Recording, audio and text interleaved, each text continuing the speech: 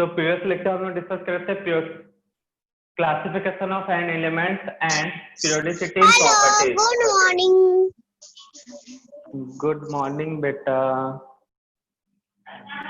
तो टॉपिक जो था classification of elements and periodicity in properties, उसमें हम लोग देखे थे भैया इंट्रोडक्शन देखे थे पीरियोडिक टेबल के बारे में, और वो भी कौन से पीरियोडिक टेबल जो अभी फिलहाल में यूज होता है, मॉडर्न पीरियोडिक टेबल या फिर long form of periodic table. अब उसका जो लॉन्ग फॉर्म पीरियोडिक टेबल बनने से पहले बहुत सारे पीरियोडिक टेबल भी आए थे, कुछ थ्योरीज आए थे, तो उनके बारे में डिस्कस करना है। तो मेन हेडिंग हमारा रहेगा हिस्ट्री ऑफ क्लासिफिकेशन,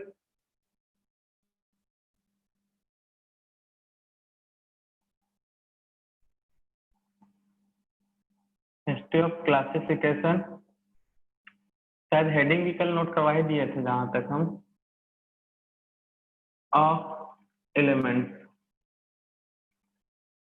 तो इसमें अलग अलग साइंटिस्टों ने अलग तरीके से क्लासिफाई किया था, जिसमें हम फर्स्ट बात करेंगे लेवोजियर क्लासिफिकेशन। इन्हें बोला जाता है father of chemistry.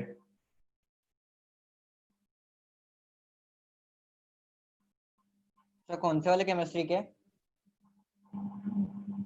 Lavoisier classification, इनके बारे में दो बातें नोट कर लो।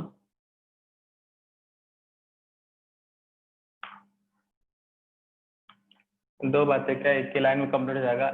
According to Lavoisier classification all elements are two types. According to Lavoisier classification, all elements are two types.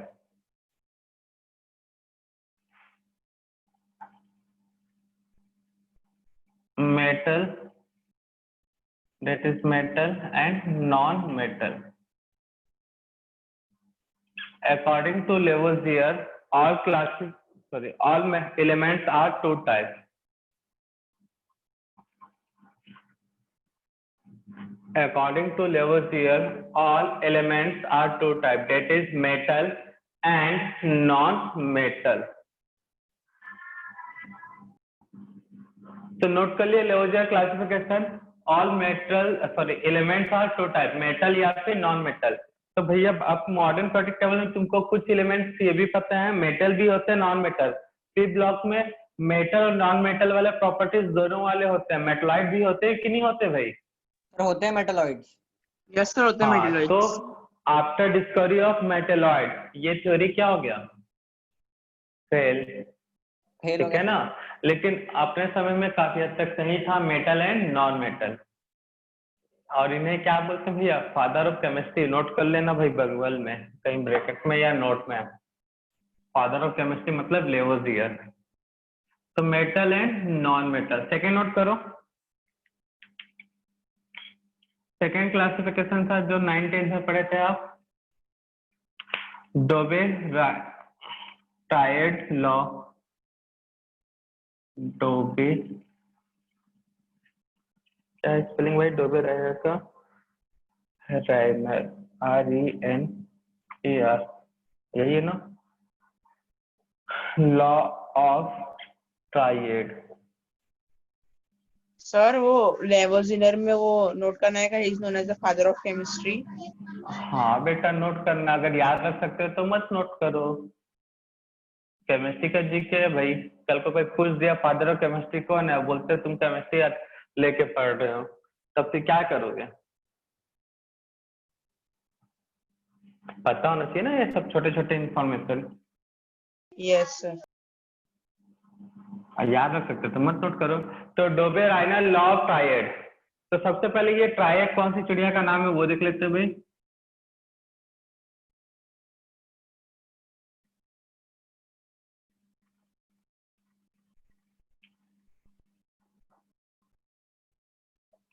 तो नोट करना, the group of 3 elements,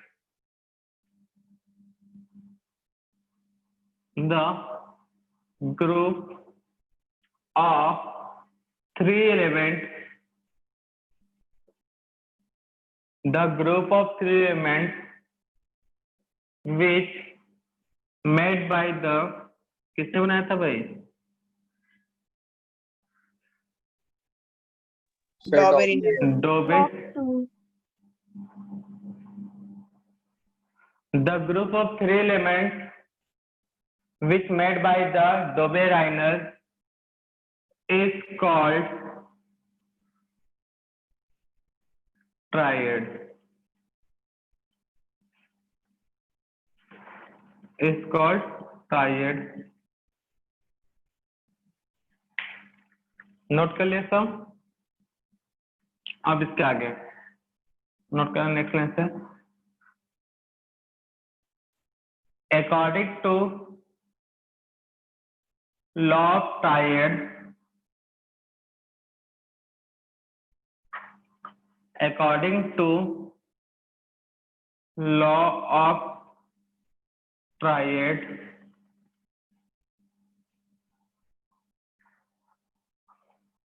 the atomic mass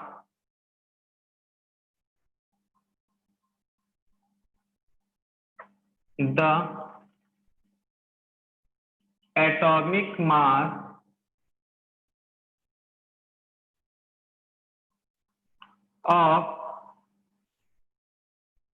middle element, the atomic mass of middle element is equal to average atomic mass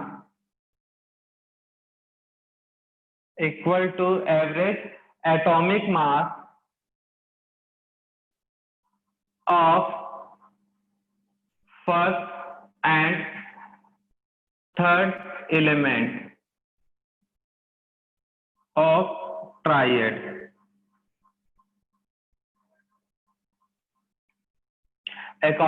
According to law of triad, the atomic mass of middle element is equal to average atomic mass of first and third element of triad.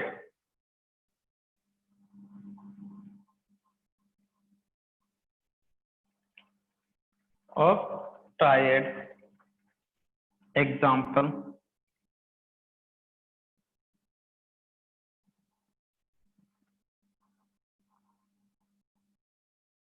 Example में note करना lithium, sodium,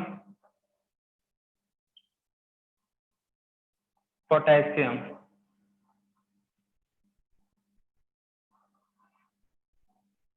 sodium का मास है middle element क्या है? Sodium.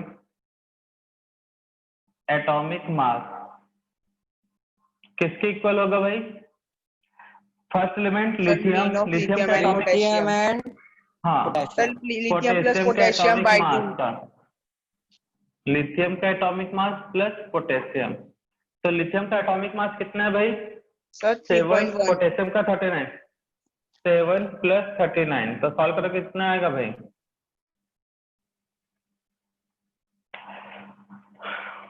तो 46/2 आएगा 2 मतलब 23।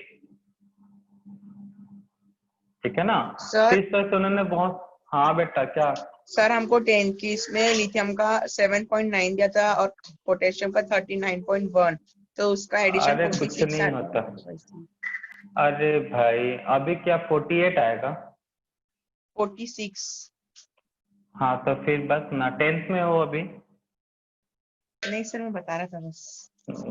मत बताओ, रहने दो, हमको नहीं सुनना है।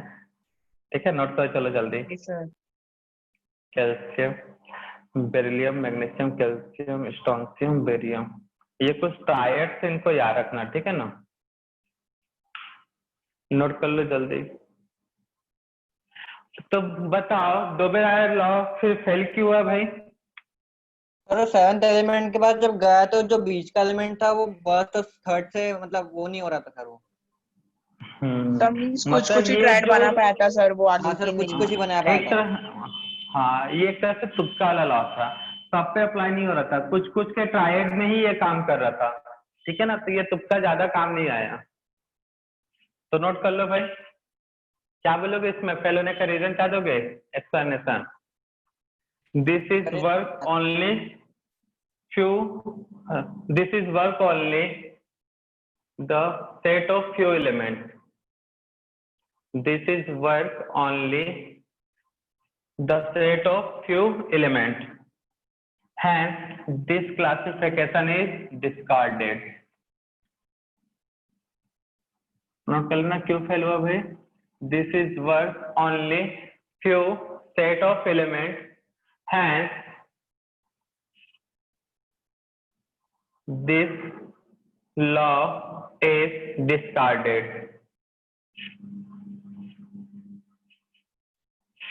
Next, Newland law of octave.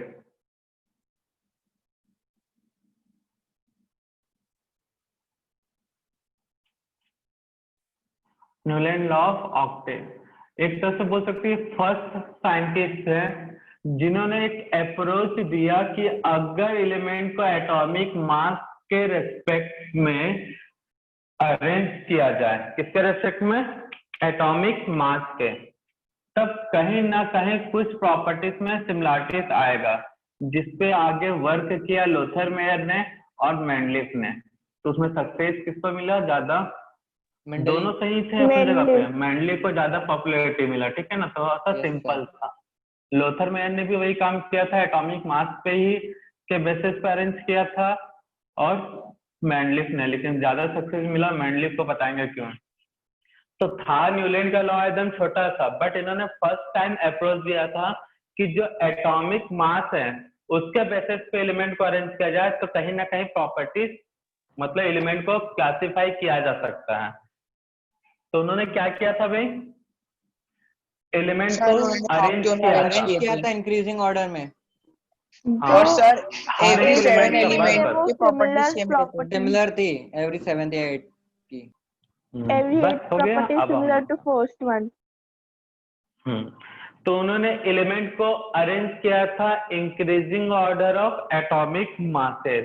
Element कहाँ से स्टार्ट हुआ था भाई, हीलियम के बाद क्या, नहीं हीलियम तो था नहीं उस समय, हाइड्रोजन, लिथियम, लिथियम के बाद sodium, sorry beryllium, boron, carbon, nitrogen, oxygen, chlorine.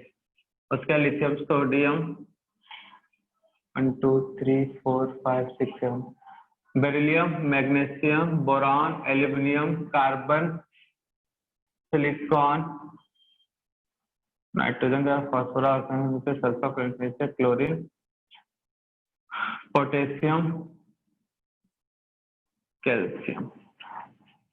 तो उन्होंने एलिमेंट को अरेंज किया इंक्रीजिंग ऑर्डर में, और भी किसके इंक्रीजिंग ऑर्डर में, ऑफ देयर एटॉमिक मासेस. तो देखा गया उस सीरीज में जो फर्स्ट एलिमेंट है जैसा कि लिथियम, उसका प्रॉपर्टीज 8 नंबर के एलिमेंट से सिमिलर होगा. तो ये फर्स्ट, सेकेंड, थर्ड, फोर्थ, 5 6 7 8, या फिर कार्बन का अगर मैं प्रॉपर्टीज बोलूं तो किसके सिमिलर होगा, 1 2 3 4 5 6 7 8. तो आज के मॉडर्न पीरियोडिक टेबल में भी यही है कि नहीं, लिथियम के नीचे क्या है, सोडियम, कार्बन के नीचे क्या है, सिलिकॉन, है कि नहीं भाई. ऐसा तो ये फर्स्ट साइंटिस्ट हैं जिन्होंने अप्रोच दिया, भैया जो एटॉमिक मास होता है शायद उस पर डिपेंड करते हैं एलिमेंट्स के फिजिकल प्रॉपर्टीज, मतलब प्योरिसिटी होगा वहां पर कुछ ना कुछ. क्लियर है. तो नोट करो इनके बारे में 2 बातें.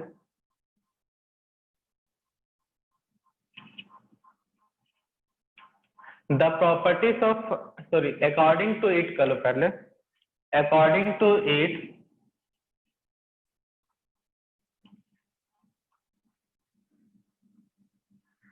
according to it, the properties of first element, the properties of first element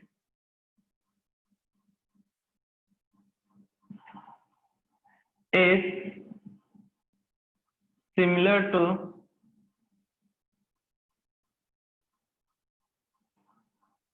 properties of X element when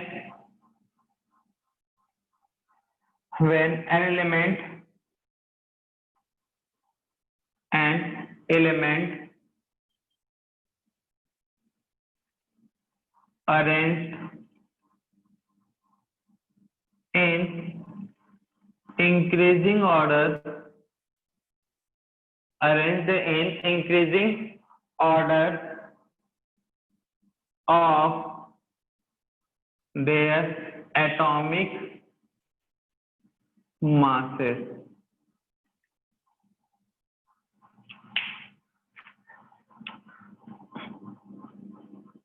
That means आप नोट कर लो,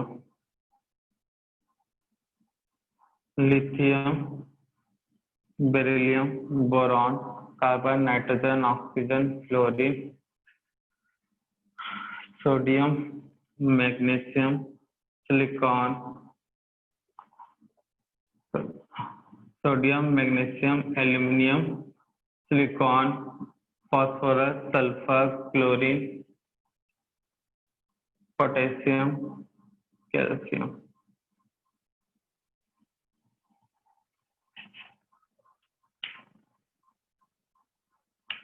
That means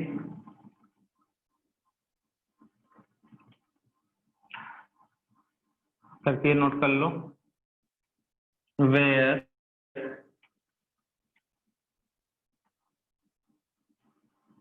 in above series the properties of first element is similar to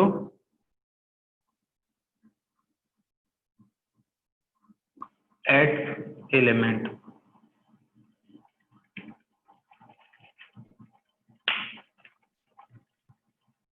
In above series, the properties of first element is similar to th element. और ये कौन सा increasing order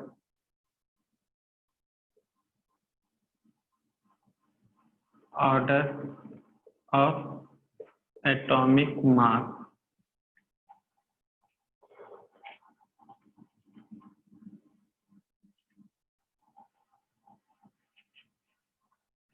तो lithium का किसके equal होगा? Sodium का, जैसे बेरिलियम का मैग्नीशियम, नाइट्रोजन का फास्फोरस, ऑक्सीजन का सल्फर, क्लोरीन का क्लोरीन, ठीक है ना।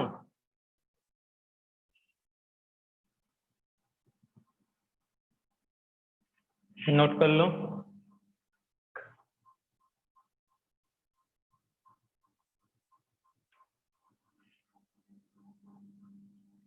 तो ये किसका जैसा था? म्यूजिकल नोट की तरह था ना, जैसे सारे गामा पा है, तो उसमें 7 के बाद फिर से वही रिपीट होता है, तो इसलिए इसको क्या बोलते हैं? ऑक्टेव। क्या बोला जाता है? Law of Octave. अब ये क्यों फेल हुआ भाई? सर क्योंकि वो कैल्शियम जो था सर उसके बाद पता है वो अप्लीकेबल सिर्फ कैल्शियम तक ही था। हो ही नहीं रहा था मैच। सर वो कैल्शियम तक अप्लीकेबल था और उसने एक एक बॉक्स में 2-2 एलिमेंट्स को बैठा दिए थे कहीं। हाँ सर। और कोई प्रॉपर्टीज भी मैच नहीं हो रही थी, नहीं कर रहे थे। एटॉमिक मास से अरेंज किया था इसलिए। नहीं, बस इतना था। पहला उस समय नोबेल गैस का डिस्कवरी नहीं हुआ था, ठीक है ना। नहीं, पहले ये ले लेते हैं कि ये सिर्फ किसके लिए था? Only lighter element. लाइटर मतलब lithium to calcium. Second, noble gas का डिस्कवरी नहीं हुआ था। जैसे नोबेल गैस का डिस्कवरी हुआ तो फ्लोरीन के बाद क्या आ गया भाई? इससे पहले लिथियम से पहले हीलियम आ गया, ठीक है। उसका फ्लोरीन के बाद क्या आ गया? नियॉन आ गया। तो वो 8 वाला कॉम्बिनेशन हट गया ना भाई। 1 2 3 4 5 6 7 8, अब 9 में आ गया। हुआ कि नहीं हुआ भाई? तो पहले तो ये एप्लीकेबल था only lighter element, that means up to calcium. Lighter मतलब हल्के एलिमेंट, ये थोड़े इनका एटॉमिक मास इतना ज्यादा नहीं है जितना पीरियोडिक टेबल में और एलिमेंट्स का है। तो ये किसके लिए एप्लीकेबल था? Only lighter element. Second, after discovery of noble gases law of Octave fail. क्यों? क्योंकि जो फर्स्ट और 8 एलिमेंट का प्रॉपर्टीज था वो सेम नहीं था। तो because the properties of first element and second 8 element are not similar to each other. Clear है? तो यही लिमिटेशन बताएंगे इसका। तो लिमिटेशन में फर्स्ट पॉइंट नोट करना, it is applicable only for lighter element. It is applicable only for lighter element. That means up to calcium. It is applicable only for lighter element. That means up to calcium. Note कर लिए? It is applicable only for lighter element. That is up to calcium. हो गया बेटा note? हाँ sir. Second point note करना। After discovery of noble gases, after discovery of noble gases, law of Octave failed. After discovery of noble gases, law of octave failed because after discovery of noble gases, law of octave failed because the properties of first element is not similar to the properties of first element is not similar to X element. The properties of first element is not similar to X element.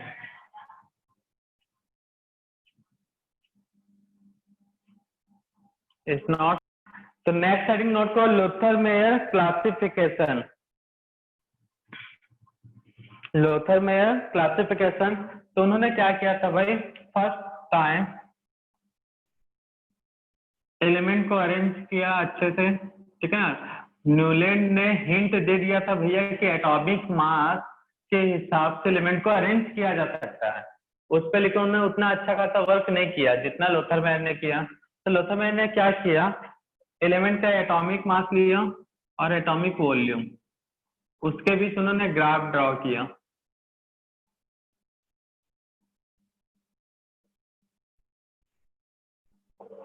ठीक है ना। तो उस graph में कुछ points आपको याद रखने हैं भाई।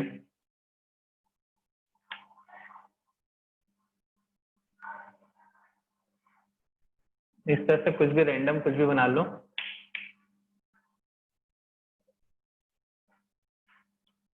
इसीलिए यही इनका एक बड़ा लिमिटेशन था कि ग्राफ में हर एक पॉइंट को याद रखना है, इतना पॉसिबल नहीं है, इसलिए थ्योरी फेल हो गया, नहीं तो था बहुत बढ़िया, बस डिफिकल्ट टू लर्न था, इसलिए इसको याद नहीं किया जा सकता। तो इस ग्राफ की खासियत थी भाई, जो एक जैसे ग्रुप वाले एलिमेंट है वो सेम लोकेशन पे रहते थे। एक जैसे ग्रुप वाले एलिमेंट क्या होते थे, सेम लोकेशन पे लोकेट होते थे। जैसे यहाँ पे लिथियम है, ग्राफ के टॉप पे क्या है, लिथियम, तो यहाँ पे क्या होगा भाई, उसी ग्रुप का एलिमेंट जो मॉडर्न पीरियोडिक टेबल में क्या होगा, बोलो। सोडियम। हाँ सोडियम,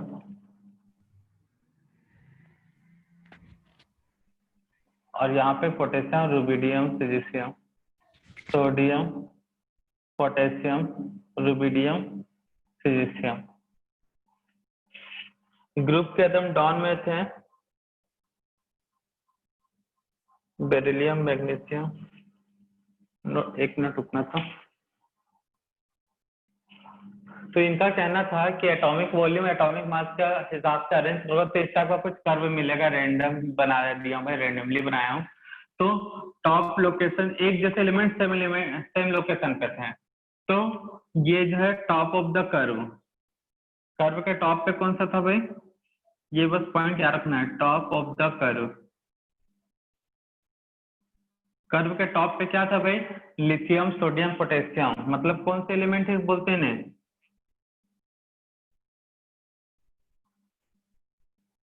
कौन से एलिमेंट है ये, एस ब्लॉक ग्रुप 1, इनका कुछ नाम है था, करेंसी, हट पागल, लिथियम का पॉइंट बनता था, कौन बनता है,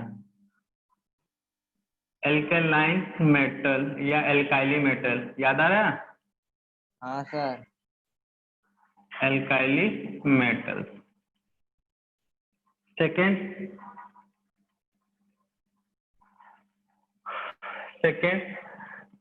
ऊपर से नीचे उतर रहे तो इसको बोलेंगे, ऊपर से नीचे आता है डिसेंडिंग, और ऊपर जा रहे तो असेंडिंग। तो इसको बोलेंगे ढलान वाले जो स्लोप है, डिसेंडिंग स्लोप।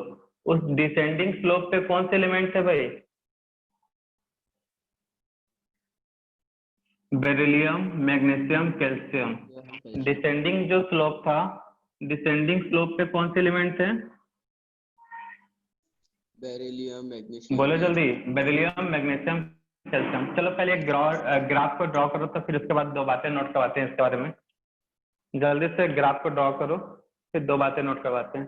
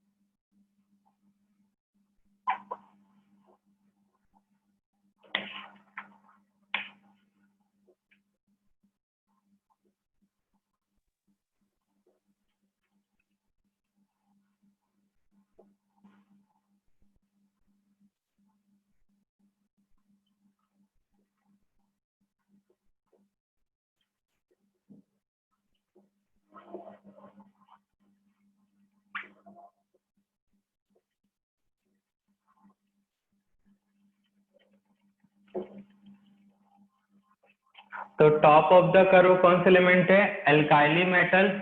डिसेंडिंग स्लोप मतलब ये जो ढलान है उतर रहे उसको बोलेंगे। असेंडिंग मतलब ढलान पे चढ़ना, नीचे से ऊपर जाना मतलब असेंडिंग, और ऊपर से नीचे आना डिसेंडिंग।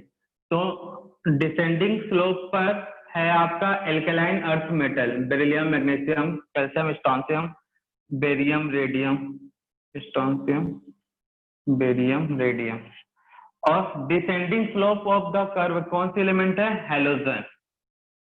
ठीक है ना, और भी एलिमेंट है बीच बीच में, बट ये जो मेन पॉइंट्स उनको याद रखना है, नोट कर लेना इसको।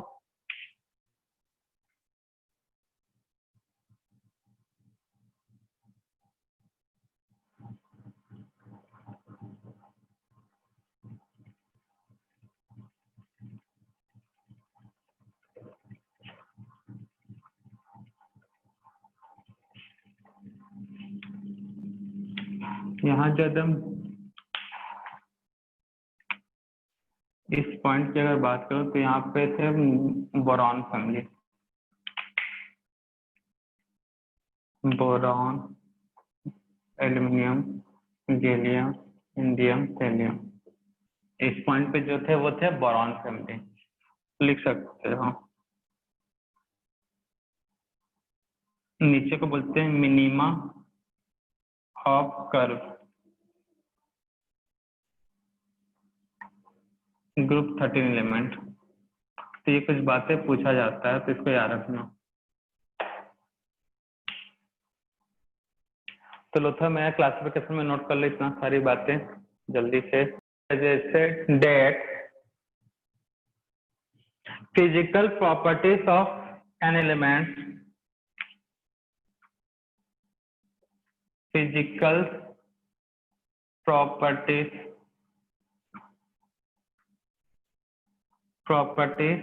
of an element are periodic function. Physical properties of an element are periodic function of their atomic masses. Of their atomic masses. he suggested physical properties of an elements are periodic function of their atomic masses, but वही बताया, इन्होंने इस चीज को publish नहीं कराया था, but their work could not, sorry, but his work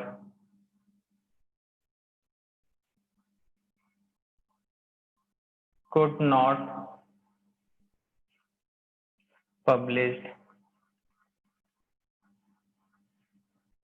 but his work could not published. तो ये था भैया लोथर मेयर। इसी चीज को मेंडलिफ ने बताया, तो इसको बोला जाता है पीरियोडिक फंक्शन या periodic rule of Mendeleev periodic table. ठीक है ना, यही चीज अब मेंडलिफ में पब्लिश किया तो उनके नाम से जाना जाता है। बस आज की सेवा यही समाप्त करते हैं।